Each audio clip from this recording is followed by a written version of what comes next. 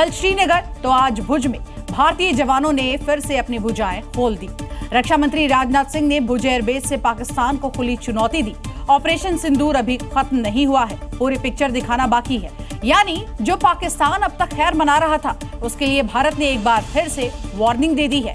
ये वार्निंग तब दी गई जब मुरिद्के में आतंकियों के नए ठिकानों का यहाँ पर जो ठेका था वो टेरर चीफ आसिम मुनीर को मिला है। ऑपरेशन सिंदूर अभी खत्म नहीं हुआ है। जो कुछ भी हुआ वह सिर्फ एक ट्रेलर मात्र था। अब समय आएगा, जब भी सही समय आएगा तो हम पूरी पिक्चर भी दुनिया को दिखाएंगे। ऑपरेशन सिंदूर की पूरी पिक्चर अभी बाकी है। रक्षा मंत्री ने क्लियर कर दिया, जो तबाही दुनिया ने पाकिस्तान में देखी, जो बर्बादी आतंकी मुल्क का हुआ, उसे सबक सिखाने के लिए ऑपरेशन सिंदूर फिर से लॉन्च किया जाएगा।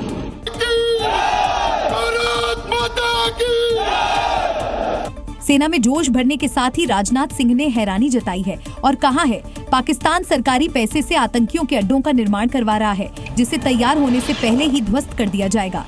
लश्कर-ए-तोयबा और जैश-ए-मोहम्मद के मुरुद्के और बहावलपुर स्थित टेरर इंफ्रास्ट्रक्चर को फिर से खड़ा करने के लिए पाकिस्तान सरकार ने आर्थिक सहायता देने की घोषणा की है, लेकिन निश्चित रूप से इंटरनेशनल मॉनेटरी फंड से आने वाले $1 बिलियन के बड़े हिस्से को टेरर इंफ्रास्ट्रक्चर को फंड करने में इस्तेमाल होगा। भारत के रक्षा मंत्री 2 दिन में 2 बार पाकिस्तान की परमाणु धमकी का जवाब दे चुके हैं और उन्होंने दुनिया को भी चेताया है। यदि वहां परमाणु अस्त्र एटॉमिक वेपन रहते हैं तो इस बात की संभावनाओं को भविष्य में नकारा नहीं जा सकता कि कभी वो आतंकवादी तत्वों के हाथों में चले जाएं। ये केवल भारत के लिए नहीं बल्कि पूरी दुनिया के लिए, खुद पाकिस्तान की आम जनता के लिए भी एक गंभीर खतरे की घंटी है, जिसका हिसाब होना अभी बाकी है।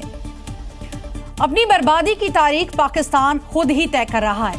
युद्ध विराम खत्म होने में सिर्फ 2 दिन बचे हैं, जिसके बाद सीज फायर पर आगे बात बनेगी या नहीं, ये पूरी तरह से क्लियर नहीं है। पाकिस्तान के डिप्टी पीएम ने इस बात की जानकारी दी और बताया कि कैसे सीज फायर की तारीख 10 मई से शुरू होकर 18 मई तक पहुंची। उन्होंने ये भी साफ किया कि अभी कम्युनिकेशन मिलिट्री टू मिलिट्री के बीच चल रही है, जिसके बाद 18 मई तक सीज फायर पर सहमति बनी है। आगे क्या होगा पता नहीं। यानी सीमा पर शांति पाकिस्तान को हजम नहीं हो रही है। भारत से बुरी तरह पिटने के बाद पाकिस्तान सीज फायर चिल्लाने लगा और अब सीज फायर की उल्टी गिनती गिर रहा है। अब इसे गीदड़ भपकी समझे या खौफ, क्योंकि पाकिस्तान ऑपरेशन सिंदूर से डरकर अमेरिका के शरण में जा पहुंचा था, लेकिन सीज फायर पर अब ट्रंप भी यू टर्न मार चुके हैं। तो सवाल है, आखिर भारत पाकिस्तान के बीच सीज फायर कब तक? क्या फिर से लॉन्च हो सकता है ऑपरेशन सिंदूर? पाकिस्तान को डर, क्या 18 मई आखिरी तारीख? ये वो सवाल है जो पाकिस्तान को सोने नहीं दे रहा। शहबाज शरीफ और मुल्ला मुनीर की नींद उड़ चुकी है, क्योंकि भारत पहले ही कह चुका है ऑपरेशन सिंदूर खत्म नहीं हुआ, सिर्फ होल्ड हुआ है। ब्रह्मोस मिसाइल का खौफ पाकिस्तान में अब भी कायम है। ब्रह्मोस से पाकिस्तान में तबाही की गवाही वहां के पूर्व एयर मार्शल दे रहे हैं और जो दावा किया जा रहा है वो ये कि पाकिस्तान के एयरबेस को टारगेट करने के लिए एक के बाद एक कई मिसाइलें दागी गई थी। पाकिस्तान वालों से पूछ लेना चाहिए कि ब्रह्मोस मिसाइल की ताकत क्या है। ये भारत की ताकत का प्रमाण है। हिंदुस्तान के अत्याधुनिक सुपरसोनिक क्रूज मिसाइल की उड़ान है, जिसका खौफ अब भी पाकिस्तान के ऊपर मंडरा रहा है। पाकिस्तान को पता है, ब्रह्मोस की उड़ान शुरू हुई तो अंजाम भोलारी एयरबेस जैसा होगा, जिसकी गवाही वहां के पूर्व एयर मार्शल मसूद अख्तर दे रहे हैं। ब्रह्मोस मिसाइल के बारे में पाकिस्तान पहले ही बार बार चिंता जाहिर करता रहा है और ऑपरेशन सिंदूर के बाद मानने भी लगा है। ब्रह्मोस मिसाइल की रेंज और गति इतनी खतरनाक है कि उनके एयरबेस और सैन्य ठिकाने एक झटके में मिट्टी में मिल गए। भारत के फाइटर प्लेन बिना सरहद पार किए ही यहीं से उनके हर कोने तक सीधा प्रहार करने में पूरी तरह से सक्षम है और पूरी दुनिया ने देख लिया। और चौंकाने वाला खुलासा ये है कि भारत ने पाकिस्तान के एयरबेस को टारगेट करने के लिए 15 ब्रह्मोस मिसाइलें दागी थी, जिसमें आतंकी मुल्क के कई आतंकी ठिकाने और एयरबेस चंद मिनटों में ही तबाह हो गए। उस रात ब्रह्मोस मिसाइल से पाकिस्तान के आर्मी एयरबेस को चुन चुन कर निशाना बनाया गया था। अब खबर यह है कि नूर खान एयरबेस पर हमले के बाद आर्मी चीफ आसिम मुनीर अपना हेडक्वार्टर रावलपिंडी से शिफ्ट कर रहे हैं। दावा है कि आसिम मुनीर को फिर से हमले का डर सता रहा है। रावलपिंडी में वो खुद को सुरक्षित महसूस नहीं कर रहे हैं, क्योंकि भारत के एयर स्ट्राइक में नूर खान एयरबेस, जो पाकिस्तान का सैन्य ऑपरेशन का अहम केंद्र था, अब पूरी तरह से नष्ट हो चुका है। रावलपिंडी में हुई इस बड़ी कार्रवाई के बाद पाकिस्तान की सैन्य रणनीतियों में बड़ा बदलाव होने जा रहा है। पाकिस्तानी सेना दहशत में है, इसलिए पाकिस्तान के जनरल हेडक्वार्टर को रावलपिंडी से किसी सीक्रेट जगह पर शिफ्ट करने की तैयारी चल रही है। सबसे बड़ी बात यह है कि यहीं पाकिस्तानी सेना का हेडक्वार्टर है, आर्मी चीफ आसिम मुनीर का आवास है और पाकिस्तान का न्यूक्लियर कमांड सेंटर भी यही है। ऐसे में दावा तो ये भी किया जा रहा है, जब भारत ने पाकिस्तान पर हमले शुरू किए थे तो आसिम मुनीर बंकर में छिप गया था, लेकिन अब भारत की सख्त चेतावनी के बाद पाकिस्तान में फिर से हालात तनावपूर्ण हो चुके हैं। आर्मी चीफ के साथ ही पाकिस्तानी सेना भी खौफ में है और उसी खौफ का नतीजा है कि आसिम मुनीर अपना हेडक्वार्टर रावलपिंडी से कहीं और शिफ्ट करा रहा है। जम्मू कश्मीर में सुरक्षा बलों का ऑपरेशन किलर लगातार जारी है। यहाँ पर न सिर्फ भारी मात्रा में हथियार बरामद किए गए हैं, बल्कि 6 आतंकियों को जहन्नुम का रास्ता भी दिखा दिया गया है। पिछले 2 दिनों की अगर बात करें तो सुरक्षा बलों ने जो कार्रवाई की उसमें काफी अंतर देखने को मिला है। न सिर्फ ऊंचाई वाले इलाके में बल्कि गांव के अंदर भी सुरक्षा बलों ने आतंकियों का यहाँ खात्मा किया है। जम्मू कश्मीर की धरती से आतंक का सफाया होकर रहेगा, ये सिर्फ एक बयान नहीं, हिंदुस्तान की सेना का पक्का इरादा है। पिछले 48 घंटों में 2 सक्सेसफुल ऑपरेशन यहाँ अंजाम दिए हैं, जिसमें हम लोगों को बहुत ही सिग्निफिकेंट जो है अचीवमेंट मिली है। मंगलवार को शोपिया में आतंकवादियों और सुरक्षा बलों के बीच मुठभेड़ हुई। इसमें लश्कर ए तैयबा के शीर्ष कमांडर शाहिद कुट्टे और अदनान शफी समेत 3 आतंकी मारे गए, जिनसे भारी मात्रा में गोला बारूद बरामद हुआ। ये वही शाहिद है जो कश्मीरी सरपंच की हत्या में शामिल था। सुरक्षा बलों को मैसेज क्लियर है, जिसने खून बहाया वो जिंदा नहीं बचेगा। शोपिया के बाद गुरुवार को त्राल में भी ऑपरेशन चलाया गया, जहां जैश के 3 आतंकियों का खात्मा किया गया। मारे गए आतंकियों में से 3 AK-56, 3 चाइनीज ग्रेनेड, 12 मैगजीन, 100 से ज्यादा गोलियां बरामद हुई। इन दोनों ऑपरेशन में खास बात यह है कि सुरक्षा बलों ने एक रणनीति बनाई और ये कामयाब भी हुई। पहलगाम हमले के बाद सरकार की तरफ से 14 आतंकियों की हिट लिस्ट जारी की गई। अब तक उस लिस्ट के 6 नाम मिटा दिए गए हैं और अब 8 की बारी है। इन 8 आतंकियों के लिए अब काउंटडाउन शुरू हो चुका है। तीनों जो है त्राल के इसी इलाके, जो त्राल इलाका आप पीछे देख रहे हैं, पिछले अगर हम 48 घंटों की बात करें तो 6 टेररिस्ट को जो है मार गिराया गया है। एक बड़ी सफलता जो है मिली है सुरक्षा बलों। भारतीय सेना के शौर्य और ऑपरेशन सिंदूर की मार से पाकिस्तान बेनकाब हो गया है। जिस सच्चाई को वो झूठ बताकर दुनिया से छुपा रहा था, उसका नया वीडियो सामने आ चुका है, जिसमें दिख रहा है कि आखिर कैसे भारतीय सेना ने नापाक हरकत का जवाब दिया है। भारतीय जवानों की ताकत और अदम्य साहस को देख आतंकिस्तान की भी रूह कांप उठी। देखिए कैसे इंडियन आर्मी ने एक के बाद एक दुश्मन की चौकियों को तबाह किया। हालांकि ये वीडियो 10 मई यानी कि उस समय का बताया जा रहा है जब युद्ध विराम होने के बाद भी पाकिस्तानी सेना बार बार सीज फायर का उल्लंघन कर रही थी, जिसका BSF के जवानों ने करारा जवाब दिया। सूत्रों से मिली जानकारी के मुताबिक ये तस्वीरें पाकिस्तानी पोस्ट और आतंकी लॉन्च पैड की है, जिसे BSF के जवानों ने तबाह कर दिया। पाकिस्तान ने दुनिया के सामने दावा किया था कि भारत की किसी भी कार्रवाई में उसकी कोई पोस्ट नहीं उड़ी, लेकिन अब सबूत सामने है, अब तस्वीरें बोल रही हैं। पाकिस्तान का सच सामने आ चुका है। इस कार्रवाई से भारतीय सेना ने ये साबित कर दिया कि LOC अब केवल लाइन नहीं है, लक्ष्मण रेखा है, जो पार करेगा वो मिटा दिया जाएगा। और देखिए, ऑपरेशन सिंदूर में मात खाने के बाद पाकिस्तान के मौलाना फजलुर रहमान ने क्वेटा की धरती से ऐसा भाषण दिया जिसे सुनकर शेख चिल्ली भी शर्मा जाए। ये है पाकिस्तान का बड़बोले मौलाना फजलुर रहमान, जिनका भाषण सुनकर लगेगा जैसे सच्चाई से इनका कोई वास्ता ही नहीं। सफेद झूठ किसे कहते हैं जानना है तो इस क्वेटा में दिए शेख चिल्ली के भाषण को सुनिए। शेख चिल्ली मौलाना ऑपरेशन सिंदूर में मात खाने के बाद भी पाकिस्तान की शान में झूठे कसीदे पढ़ता नजर आया और अरब देशों को इजराइल के खिलाफ उकसाता हुआ दिखाई दिया। शेख चिल्ली मौलाना फजलुर रहमान ने अमेरिकी राष्ट्रपति डोनाल्ड ट्रंप को भी इजराइल का समर्थन न करने की गीदड़ भभकी दी। पाकिस्तानी मौलाना की बातों में दम कम और ड्रामा ज्यादा दिखा, क्योंकि पाकिस्तान की जमीनी हकीकत कुछ और है और ये बड़बोले नेता अपनी आवाम को कुछ और ही सपना बेच रहे हैं। ऑपरेशन सिंदूर में बुरी तरह से हारने के बाद भी पाकिस्तान अपनी हरकतों से बाज नहीं आ रहा है और अब एक बार फिर से कश्मीर मुद्दे को अंतर्राष्ट्रीय मंच पर उछालने की कोशिश कर रहा है।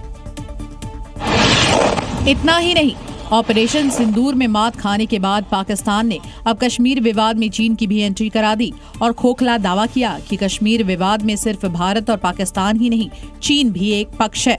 पाकिस्तानी मीडिया से बातचीत करते हुए बड़बोले पाकिस्तानी आर्मी के प्रवक्ता अहमद शरीफ चौधरी ने फिर से कश्मीर मुद्दे को अंतर्राष्ट्रीय मंच पर उछालने की कोशिश की। ऑपरेशन सिंदूर में हार से बौखलाया पाकिस्तान कश्मीर पर अब चीन चिल्ला रहा है। वहीं भारत ने हमेशा पाकिस्तान के दावे को खारिज किया है और कश्मीर को भारत का अभिन्न अंग बताते हुए इस पर किसी तीसरे पक्ष की मध्यस्थता से इनकार किया है। पाकिस्तान हर मोर्चे पर भारत से हारा। इससे शहबाज शरीफ को एक बात तो समझ आ गई कि पाकिस्तान युद्ध में भारत के सामने कहां पर है और अब शहबाज भारत से अमन शांति की मांग कर रहा है। क्योंकि पाकिस्तानी पीएम शहबाज शरीफ ने भारत की ताकत देख ली और वो जानता है कि अगर दोबारा भारत की तरफ आंख उठाने की हिम्मत की तो पाकिस्तान का क्या हश्र होगा। और यही वजह है कि शहबाज शरीफ अब अमन अमन चिल्ला रहा है। जी जनाब, जरूरत तो पड़नी ही थी, क्योंकि भारत ने 3 दिन में आपकी जो हालत की उससे उभरने में ही आपको सदियां लग जाएगी। और सोचिए अगर युद्ध होता तो पाकिस्तान का क्या हाल होता। एक और पाकिस्तान आतंकवादियों को पनाह देता है तो दूसरी ओर अमन शांति की बात करता है। भारत के हाथों पिटने के बाद अब पाकिस्तान भारत के साथ शांति की गुहार लगा रहा है, लेकिन इस पर भारत का रुख साफ है। अगर अब बात होगी तो सिर्फ आतंकवाद पर होगी और पीओके पर होगी। भारत के एक्शन के बाद पाकिस्तान के झूठ बार बार बेनकाब हो रहे हैं। इस बार पाकिस्तान के डिप्टी पीएम का झूठ पूरी दुनिया के सामने एक्सपोज हो गया और झूठ ऐसा कि अब हर तरफ से पाकिस्तान की किरकिरी हो रही है। पाकिस्तान के डिप्टी प्रधानमंत्री और विदेश मंत्री इशाक डार ने गुरुवार को अपने देश की एयरफोर्स की तारीफ में कसीदे पढ़े। इशाक डार ने ब्रिटेन के एक अखबार के आर्टिकल का हवाला देते हुए अपनी एयरफोर्स की तारीफ की थी और कहा था कि कैसे इंटरनेशनल मीडिया में वाहवाही हो रही है। इशाक डार ने संसद में खड़े होकर ब्रिटिश अखबार टेलीग्राफ की एक फर्जी हेडलाइन का जिक्र किया था, जिसमें पाकिस्तान को आसमान का सिकंदर बताया गया था। लेकिन इशाक डार के भाषण के कुछ घंटे के बाद ही पाकिस्तानी अखबार द डॉन ने फैक्ट चेक किया और पाया कि जिस रिपोर्ट को डार ने दिखाया वो फर्जी है। ना तो टेलीग्राफ ने ऐसी कोई लाइन छापी है और ना ही ये अखबार का स्क्रीनशॉट असली था। इस फर्जी अखबार के पेज में कई जगह स्पेलिंग गलत थी, लेकिन पाकिस्तान की डिप्टी पीएम पाकिस्तानी एयरफोर्स की तारीफ में इतना गुम हो गए कि उन्हें गलतियां नजर नहीं आई। अब ये दोनों तस्वीर देखिए। एक तरफ वो तस्वीर है जिसे दिखाकर इशाक डार ने झूठ बोला और दूसरी तरफ टेलीग्राफ के अखबार का असली फ्रंट पेज, जिसमें पाकिस्तान का कोई जिक्र तक नहीं है। भारत पूरी दुनिया को दिखा चुका है कि कैसे उसने पाकिस्तान को तहस-नहस किया, लेकिन पाकिस्तानी हुक्मरान झूठ बोल बोलकर पाकिस्तानी आवाम को गुमराह कर रहे हैं। ऑपरेशन सिंदूर के बाद पाकिस्तान के फेक प्रोपेगेंडा को बेनकाब करने के लिए भारत ने वर्ल्ड प्लान तैयार किया है, जो कि पाकिस्तान के हर झूठ की पोल खोल देगा और उसे दुनिया के सामने बेनकाब कर देगा। पाकिस्तान के ऐसे ही झूठे बयानों और फेक नैरेटिव को बेनकाब करने के लिए भारत ने अपना वर्ल्ड प्लान तैयार किया है, जिसके तहत ऑपरेशन सिंदूर में भारतीय सेना के शौर्य को बताने के लिए सभी दलों के सांसदों का प्रतिनिधिमंडल दुनिया के कई देशों का दौरा करेगा। हर प्रतिनिधिमंडल में 5 से 6 सांसद रहेंगे, जिसकी अगुवाई एनडीए के सांसद करेंगे। सांसदों का ये प्रतिनिधिमंडल अमेरिका, ब्रिटेन, दक्षिण अफ्रीका, कतर, यूएई का दौरा करेगा और दुनिया के सामने पाकिस्तान का झूठ बेनकाब कर भारत की कार्रवाई के बारे में बताएगा। सभी दलों के सांसदों की ये विदेश यात्राएं 22 मई के बाद शुरू होगी। प्रतिनिधिमंडल अलग अलग देशों में भेजा जाएगा, बहुदलीय प्रतिनिधिमंडल सांसदों का। इसमें जरूर कांग्रेस पार्टी अपने जो सांसद हैं उसको नियुक्त करेगी। हम राष्ट्रीय हित पर हम निर्णय लेते हैं। राष्ट्रीय हित सर्वोपरि है। अहम बात यह है कि इन दौरों में सभी दलों के सांसद शामिल होंगे, यानी आतंकवाद पर कार्रवाई के मुद्दे पर देश में बनी राजनीतिक सहमति दुनिया भर में दिखेगी। सेना पर विवादित बयान को लेकर सपा सांसद रामगोपाल यादव घिर गए हैं। एक तरफ बीजेपी ने उनके बयान पर नाराजगी जताई तो दूसरी तरफ सपा नेता खुलकर उनके बयान का समर्थन कर रहे हैं। हरियाणा की जाकर सपा सांसद रामगोपाल यादव के इस बयान के बाद सियासी बवाल शुरू हो गया है। मुरादाबाद में विश्व हिंदू परिषद के नेताओं ने थाने में हनुमान चालीसा का पाठ किया और रामगोपाल यादव के खिलाफ एफआईआर दर्ज कराने की मांग की।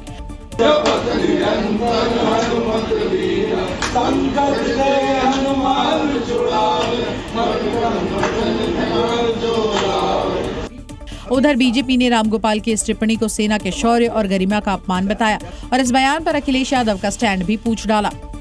दलित समाज की बेटी को जाति सुदक शब्दों से पुकारना, इस्तेमाल करना, ये कहां तक उचित है?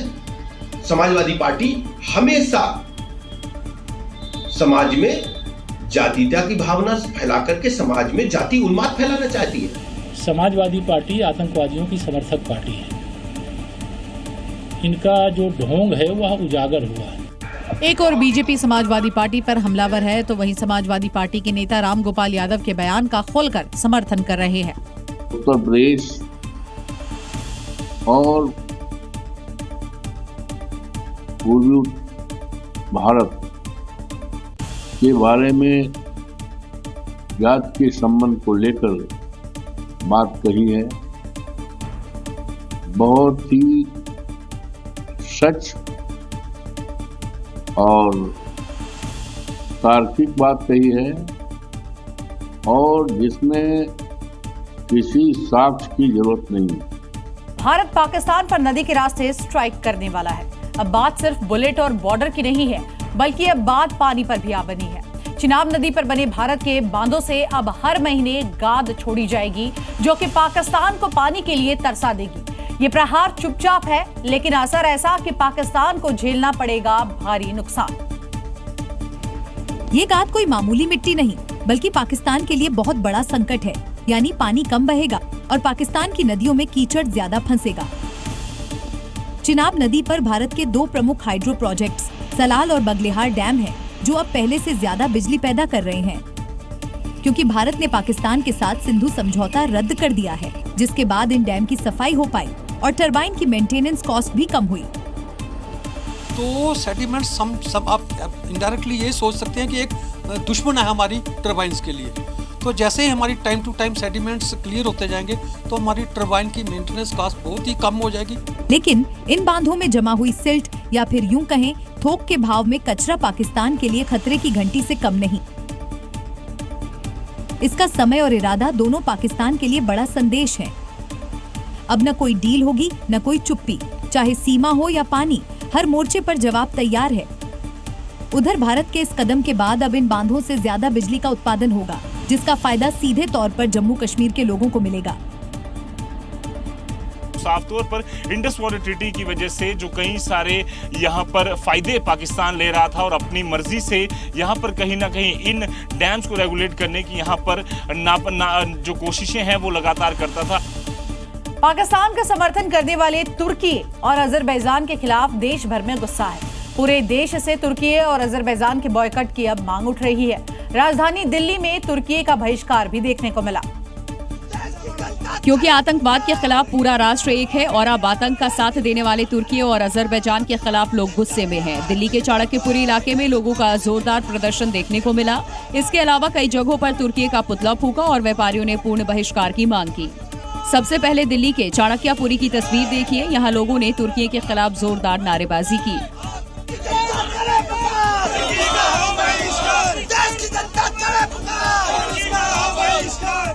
गुस्साए लोगों ने तुर्की और अजरबैजान के झंडे फाड़े और हिंदुस्तान जिंदाबाद के नारे लगाए।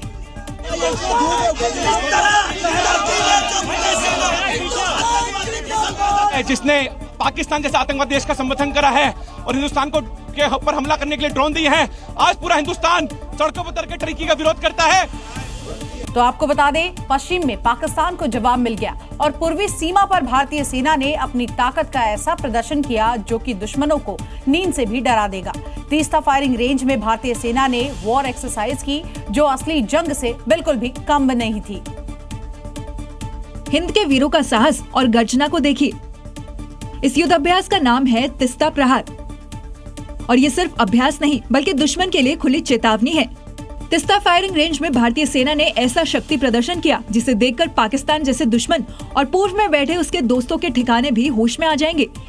इस युद्धाभ्यास में शामिल हुई सेना की हर यूनिट, पैदल सेना, बख्तरबंद regiment, army aviation, special force, हर यूनिट एक साथ एक जैसे लहजे में एक जैसे टारगेट पर निशाना साधा और पल भर में उसे नस्तानाबूद कर दिया। हवा में हेलीकॉप्टर, जमीन पर टैंक, रात में नाइट विजन और दिन में सीधा प्रहार ये अभ्यास नहीं बल्कि संदेश था। जो भी भारत की तरफ आंख उठाएगा उसे मिट्टी में मिला दिया जाएगा। तो भारत की पूर्वी सीमा से अब सिर्फ अभ्यास नहीं, प्रहार की गर्जना सुनाई दे रही है। तीस्ता से निकली चेतावनी है, जिसने भारत को ललकारा उसकी तबाही तय है। अब भारतीय सेना तैयार है और जवाब इतना तेज होगा कि दुश्मन को सांस लेने की तक की मोहलत नहीं मिलेगी। सरहद पर तैनात देश के वीर जवान सिर्फ हथियारों से नहीं बल्कि आस्था से भी देश की रक्षा करते हैं। राजस्थान के तनोट माता मंदिर में बीएसएफ के जवानों ने विशेष पूजा अर्चना की और देश में अमन चैन की कामना की। ये पूजा ऐसे समय हो रही है जब भारत पाकिस्तान सीमा पर पहले से तनाव बढ़ चुका है। ऐसे में देश के वीर जवान सरहद पर मुस्तैदी के साथ ही मंदिर में आम नागरिकों की सुरक्षा की कामना कर रहे हैं। जैसलमेर का तनोट माता का मंदिर आस्था, विश्वास और सरहद पर डटी भारत की ताकत का प्रतीक। यही वो स्थान है जहां जंग के समय सीमा पार से गोलियां चली, ड्रोन अटैक हुए, लेकिन मंदिर को खरोंच तक नहीं आई। अब बीएसएफ के जवान मंदिर में पूजा अर्चना कर देश की सुरक्षा की प्रार्थना कर रहे हैं। श्रद्धालुओं के लिए भी मंदिर के द्वार खोल दिए गए हैं, लेकिन इससे पहले भारतीय वीर जवानों ने तनोट माता मंदिर में पूजा अर्चना की और भक्ति के रंग में नजर आए। उत्तर प्रदेश सरकार ने नकली दवाओं के गोरख धंधे के खिलाफ बड़ी कार्रवाई की है और नकली दवाओं के खिलाफ यहां पर अभियान चलाकर कई शहरों में छापेमारी की है। और सीएम योगी आदित्यनाथ के निर्देश पर ही की गई कार्रवाई के बाद नकली दवा माफियाओं में हड़कंप मच गया। खाद्य सुरक्षा और औषधि प्रशासन विभाग ने सीएम योगी के साथ हुई समीक्षा बैठक में जानकारी दी कि यूपी में वर्ष 2024-25 में नकली दवाओं के खिलाफ 1039 जगहों पर छापेमारी अभियान चलाए गए और 30 करोड़ 77 लाख रुपए की नकली दवाएं जब्त की गई। नकली दवा माफियाओं पर छापेमारी के दौरान 68 लोगों को यहां गिरफ्तार किया गया। इस दौरान 1166 दवा कारोबारियों के लाइसेंस रद्द किए गए, जिनमें 6 दवा कंपनी और 5 ब्लड बैंक भी शामिल है।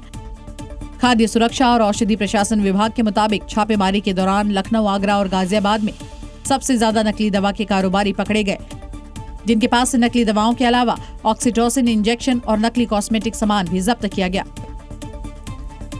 तो देखिए, उत्तर प्रदेश में नकली दवाओं के खिलाफ एक्शन के बाद से सबसे बड़ा सवाल ये है कि आप और हम असली और नकली दवाई की पहचान आखिर कैसे करें। जी न्यूज की टीम ने कई दवा विक्रेताओं से नकली और असली दवाई में फर्क जानने की कोशिश की है।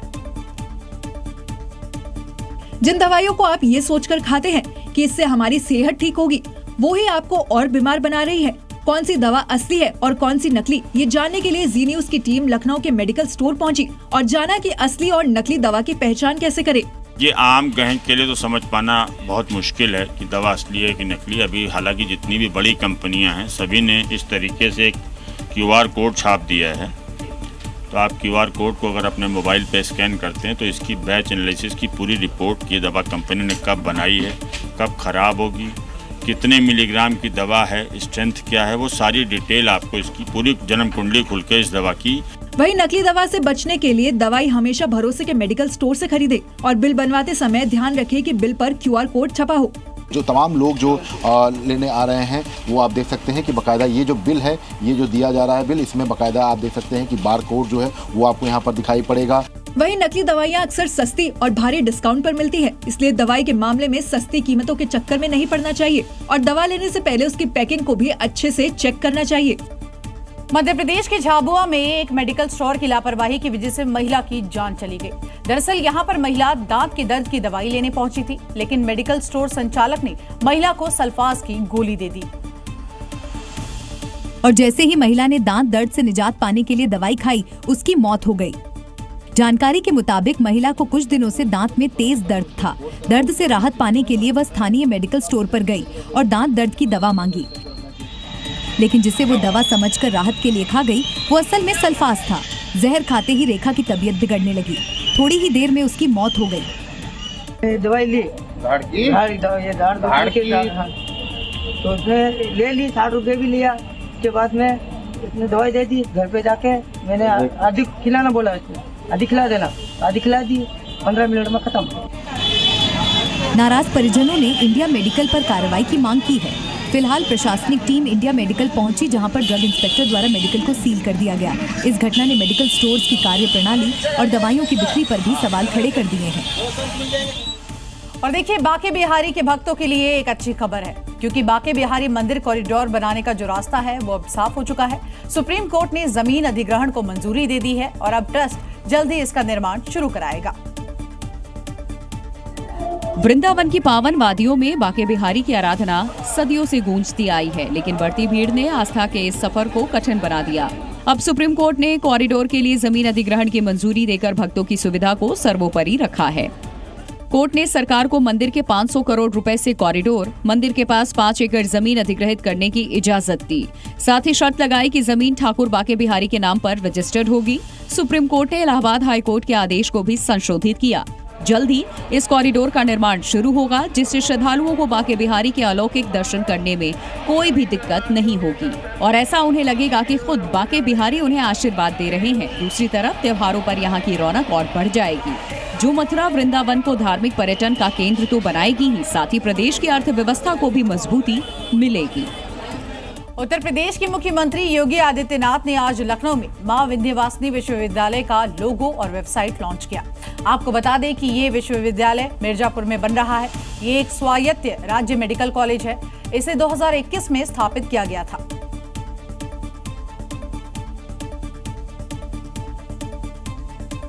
उत्तर प्रदेश में माफियाओं के साथ साथ क्रिकेट में सटोरियों के खिलाफ भी एक्शन लगातार जारी है। बुलंदशहर की बात करें तो यहां पर पुलिस ने बड़ा सट्टा किंग के खिलाफ कार्रवाई की।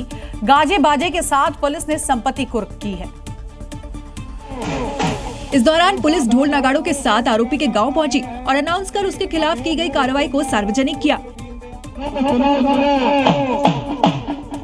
सर्वसाधारण सूचित किया जाता है कि अभियुक्त पुष्पेंद्र पुत्र दीनदयाल निवासी ढगरौली थाना खानपुर के द्वारा धारा गैंगस्टर एक्ट में अवैध रूप से अर्जित की गई संपत्ति को श्रीमान जिलाधिकारी महोदय जनपद बुलंदशहर द्वारा राज्य सरकार के हित में अंतर्गत धारा 14(1) गैंगस्टर एक्ट में जब्त कर लिया गया है। इसके साथ ही पुलिस ने आरोपी के सभी बैंक अकाउंट को भी सीज कर दिया। आरोपी के बैंक खाते में जमा 67 लाख रुपए समेत कुल 1 करोड़ की संपत्ति कुर्क की। आरोपी पुष्पेंद्र गैंग बनाकर आईपीएल क्रिकेट मैच के दौरान सट्टा खिलाता था और कर्ज बढ़ाने पर लोगों की जमीन भी अपने नाम करा लेता था। उसके खिलाफ जुआ अधिनियम और गैंगस्टर एक्ट के तहत मुकदमे दर्ज है। यूपी की तर्ज पर बिहार में भी अतिक्रमण के खिलाफ बुलडोजर गरज रहा है। बिहार के दानापुर में सरकारी जमीन पर बनी दुकानों पर बुलडोजर एक्शन हुआ और ये सभी दुकानें अवैध रूप से बनाई गई थी। और प्रशासन ने भारी पुलिस बल की मौजूदगी में अवैध दुकानों को जमींदोज किया। प्रशासन ने 3 बुलडोजर की मदद से 2 घंटों के अंदर 17 दुकानों को पूरी तरह ध्वस्त किया। दरअसल दानापुर के कुथवा गांव में लोगों ने सरकारी जमीन पर कब्जा कर दुकानों का निर्माण कर दिया था। प्रशासन ने कई बार दुकान मालिकों को इसके लिए नोटिस भी जारी किया, लेकिन फिर भी दुकान मालिकों ने नोटिस का कोई जवाब नहीं दिया और फिर प्रशासन ने बुलडोजर की मदद से दुकानों को पूरी तरह मिट्टी में मिला दिया। सरकारी जमीन है जिसमें 17 दुकानें बनाई गई थी और बड़े स्तर पर सरकारी जमीन पर कब्जा किया गया था। तो इसमें पुलिस और प्रशासन की मदद से इस कब्जे को हटाया गया है।